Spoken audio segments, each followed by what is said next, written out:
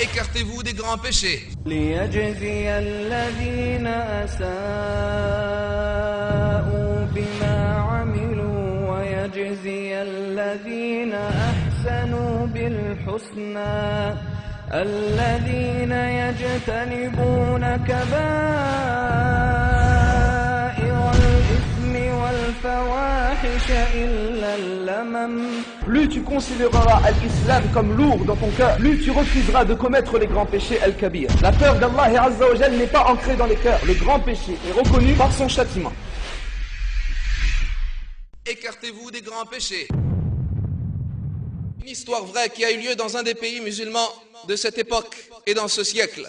C'est une jeune fille qui malheureusement est passée de la pudeur et de la dignité et de l'honneur à la perversité et au crime, wal-iyadhu billah. Elle raconte et elle dit: un jour, alors que je sortais de mon université, un jeune homme m'attendait aux portes de cette université. Il se mit alors à me saluer et à me parler. Jamais cela m'était arrivé. Jamais cela ne m'était arrivé. Elle dit: je partis alors, pressant le pas pour rentrer chez moi, et c'est alors qu'il se mettait à me suivre. Et il se mit à me parler en m'appelant avec une voix basse et en me disant: Ya Jamila, ô toi la belle, ô toi la fille séduisante, ô toi la fille charmante. Elle dit: j'ai pressé alors le pas et mon cœur se mit à battre jusqu'à ce que j'arrivais au pas de ma maison et je rentrais alors et m'enfermais chez moi.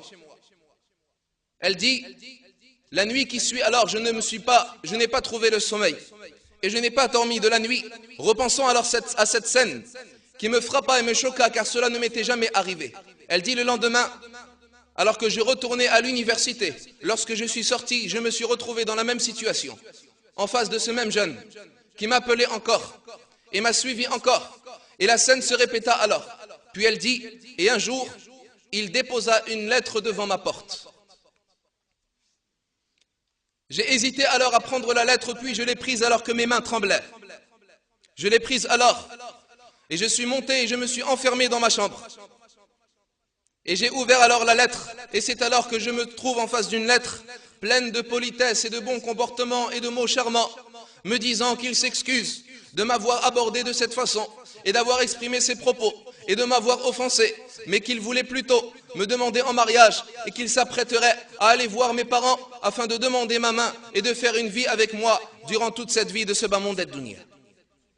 Elle dit: et quelques heures alors après que j'ai ouvert la lettre, voilà que mon portable sonne. Et ici, entre parenthèses,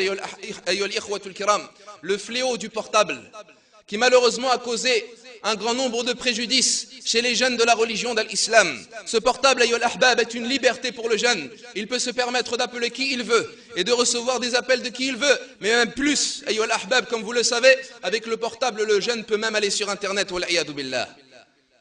Elle dit: c'est alors que le portable sonne. Je réponds alors, et j'entends la voix de ce même jeune qui s'excuse à nouveau,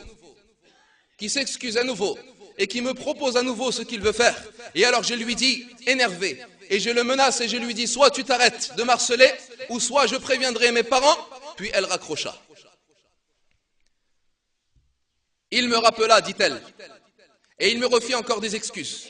Et il me rappela sa situation, qu'il était un orphelin, que ses parents sont décédés dès son jeune âge, et qu'il avait l'intention de se marier avec moi, afin de me rendre heureuse et de faire une vie où est-ce qu'il me construirait une villa, etc., etc. Et qu'il voudrait fondre une famille et qu'il voulait qu'elle soit la mère de ses enfants. Lorsqu'il eut ce deuxième appel, elle dit: mon âme se tranquillisa alors. Puis, je n'eus plus eu de nouvelles de lui, alors que j'attendais avec impatience son nouvel appel. Mais il n'était plus là. À l'université, il n'était plus à la sortie. Je n'ai plus eu de lettres, ni d'appels. Puis un jour, c'est alors que je sors de mon université comme tous les jours, et je l'aperçois dans une voiture devant la sortie de l'université.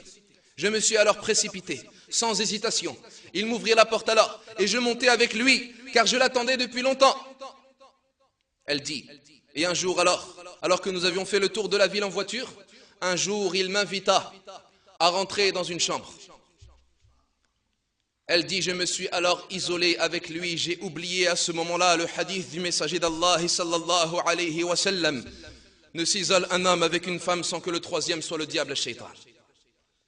Elle dit, je le regardais alors et il se mit à me regarder jusqu'à ce que nous engloba alors le châtiment de l'enfer an-nar. Et nous commettâmes alors le crime de la fornication az-zina. Et lorsqu'elle commit ce crime, elle reprit conscience alors et elle se réveilla alors et elle devint folle alors et elle se rendit compte qu'elle a commis ce crime terrible et qu'elle vient de perdre son honneur et sa chasteté et sa dignité, qu'elle vient de perdre la chose la plus chère qu'elle possédait. Elle le blâma alors, elle râla alors et elle lui lança des accusations, mais il la rassura et il lui dit, ne t'inquiète pas, nous allons nous marier et nous allons vivre ensemble. Elle dit, je fus alors perturbé. Durant tous les autres jours suivants, j'ai alors arrêté mes études et je me suis laissé enfermer dans la maison. Et ma famille ne savait rien jusqu'à ce moment. Ils ne savaient rien de ce qui s'était passé. Elle dit, les jours s'enchaînaient alors et la vie est devenue obscure pour moi. Mais je n'avais qu'un seul espoir, le mariage.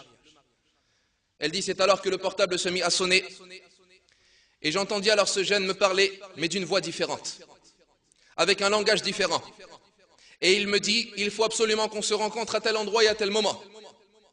J'ai accepté alors. J'ai pensé que c'était pour les préparations à cet événement que serait le mariage. Et ainsi à mon espoir. Je le rencontrai alors, dans la voiture.